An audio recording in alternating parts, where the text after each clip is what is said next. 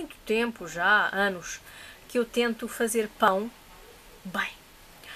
O pão é uma coisa que, independentemente de só ter 3 ingredientes básicos, que são indispensáveis, que é a farinha, a água, aliás 4, a farinha, a água, o sal e o fermento, há toda uma série de condições atmosféricas também, de temperatura, de umidade no ar, de tipo de forno, de temperatura de forno, do modo como se amassa, do tempo que se amassa, de saber quando parar de amassar, de saber quando ir buscar a massa depois de levedada. É toda uma série é uma coisa tão simples e tão complicada ao mesmo tempo. Parece um ser humano. O pão. Pronto, eu tenho tentado ao longo dos anos, já há muitos anos que tento. Eu comecei por scones, nunca ficaram bem. Quer dizer, raras vezes ficaram bem. Eu ainda hei de usar outros processos para fazer os scones, mas agora estamos a falar de pão. Eu, com o passar dos tempos, vou adquirindo experiência, não é? Não só no fazer, como naquilo que é de juntar ao pão. Eu, este fim de semana, creio que fiz os melhores pãezinhos de sempre da minha vida. Acho que nunca tinha feito uns pães tão bons em termos de quantidade de sal, que era uma coisa que eu punha sempre pouquinho, que tinha muito medo de salgar, porque pão salgado é horrível, assim como qualquer comida salgada é horrível. Epá, mas pão salgado é horrível, não tem jeito nenhum. E a massa fica assim, não presta. Então eu punha sempre pouco sal. Agora eu já sei que para 500 gramas de farinha é uma colher de sopa rasa de sal. Nada menos que isso, porque senão não fica bem. A gente come o pão à mesma insonso, não faz mal nenhum, mas pá, com um bocadinho de sal fica melhor, né? Então eu fiz uns pãezinhos que estavam um espetáculo. Eu pus então 500 gramas de farinha, um pouquinho de fermento de padeiro, daquele fermento seco, 1 decilitro de azeite, 2 decilitros de água, o tal sal e também uma colherzinha de chá de açúcar. Ora, o que é que acontece com este açúcar? Que agora está já toda a gente aí a pensar: ó Gina, tu és maluca, açúcar no pão, estás parva. Não estou parva. O açúcar serve. É um catalisador ou um potenciador do fermento. Ao passo que o sal tem exatamente o efeito contrário. A água convém estar morna, ou morna. A água convém estar morna. Pois. A água convém estar morna porque funciona também como potenciador do fermento. Se for uma água gelada, tem exatamente o efeito contrário. Mata o bicho do fermento. Tanto a água muito quente, portanto é água morna ao ponto de se colocar o dedo nessa água e se aguentar, está bem? É água morna, não é água muito quente, senão mata o bicho. Lá está. O fermento é algo também muito sensível. O que eu fiz foi um buraco no meio da farinha, portanto depositei a farinha na minha mesa, não tenho bancada, sou pobrezinha. Depositei a farinha na mesa, fiz um buraco no meio, assim, pronto, está todo como aquele monte de farinha era todo ele um dique, está bem? Não passava nada ali por entre a farinha. Coloquei, já de antemão tinha colocado o fermento dentro da água, para ir se dissolvendo e já atuando também com o açúcar lá dentro da aguinha, e depois coloquei o azeite nesse buraco e fui colocando a água aos poucos com aquela mistura toda, não é? Alternando com aquele passo de ir buscar a farinha. Vai-se pescar a farinha, vai-se pondo água, vai-se pescar. Ao início convém sujar só uma mãozinha, e se tivermos um raspador é um auxiliar fantástico, porque não deixa que a farinha se espalhe, não é? Que eu também sou muito atrapalhona e faço para ali uma labora do caraças, como diz a minha mãe.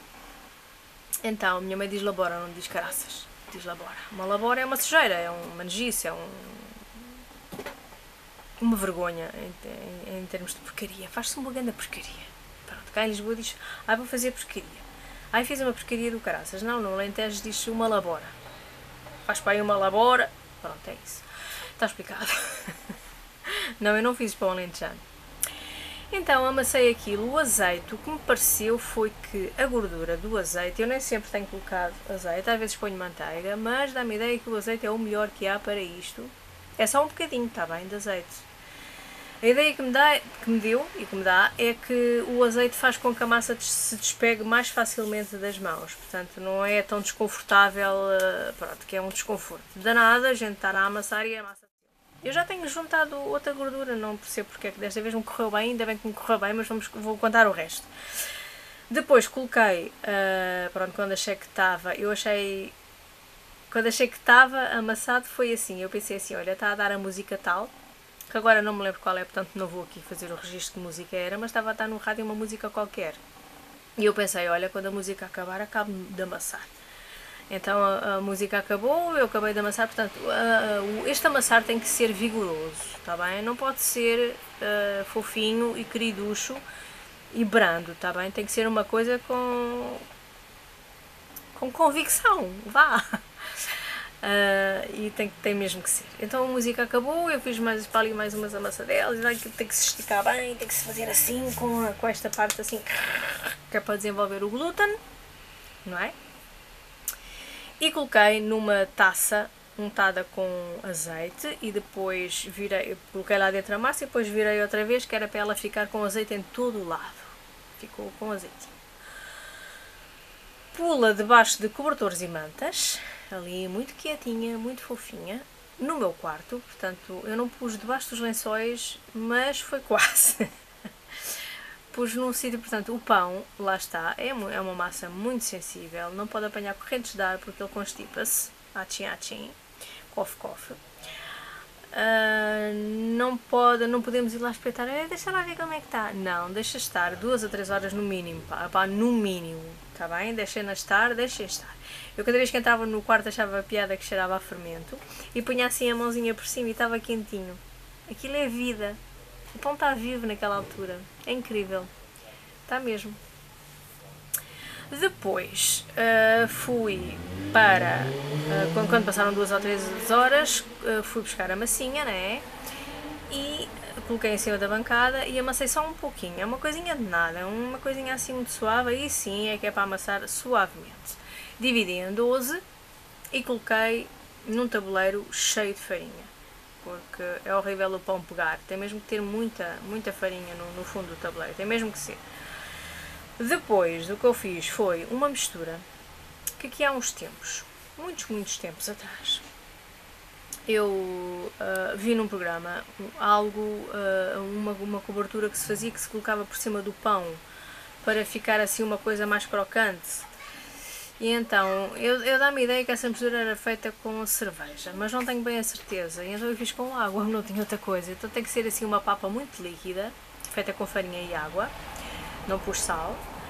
E isso também faz com que algumas sementes que queiramos pôr por cima do pão adiram com facilidade, portanto já não saem dali, ficam ali coladinhas. Nestes pães, lembrei-me, tinha lá o manjericão, coitadinho, está a ficar velhinho e está a ficar, não sei já o que é que lhe é de fazer. E então, daqui a pouco está todo seco e estraga-se, não sei o que, custa-me horrores deitar comida fora, já disse aqui várias vezes em alguns vídeos, custa muito deitar comida fora, muito. E então pensei, olha, vou pôr uma folhinha de manjericão por baixo desta cobertura, porque não pode ser por cima, porque senão queima. O manjericão fica todo queimadinho, é muito sensível, não dá para isso. O manjericão é uma erva de fim de comida, né? Não é para ir ao forno, nem pensar. Aliás, erva nenhuma fresca deste tipo assim de folha molinha não pode ser. E então pus em alguns, não pus em todos, que era para ver a diferença. Pá, é engraçado ter um toquezinho de manjericão quando mordemos o pão, mas não é nada que sobressaia por aí além, nem faz uma diferença muito grande. Às vezes há algo que nós pomos na comida, doces ou salgados, há algo que nós pomos na comida que não se nota, mas se não pusermos, nota-se que não está lá. Não é o caso do manjericão nisto. Fica giro, fica engraçado, é diferente, mas não é assim uma coisa. Da gente fica. Que giro, que bom, vai, fica muito melhor. Não é. Pronto, eu levei ao forno, no meio do forno. Eu acho que pus o lume baixo demais. Porque, sim, eu julgo que sim. Eu pus a 160 graus, mas devia pôr a 180. Não é que é uma mosca. Devia ter posto a 180. Foi para aí meia hora. Eu nisto dos tempos sou um desastre autêntico, porque mesmo nos bolos eu é por instinto. Eu funciono muito por instinto no tempo de cozedura, seja lá daquilo que for. Não faço lá muito bem ser assim, mas é como sou. Há uma tendência enorme das pessoas, do modo geral, serem levadas pelo instinto. A prática leva a pessoa ao instinto, não é? Ser mais instintiva, pensar assim, epá, olha, deve estar na hora, pumba, e ir lá ver. Uma das coisas que eu às vezes também acabo por saber que o bolo já está é quando já cheira na sala. Ou então um assado de carne. Quando o assado já cheira muito bem na sala, está pronto, bora lá ver aquilo que aquilo já está bom. Normalmente é assim. E pronto, foram estes os meus pãezinhos melhores até hoje.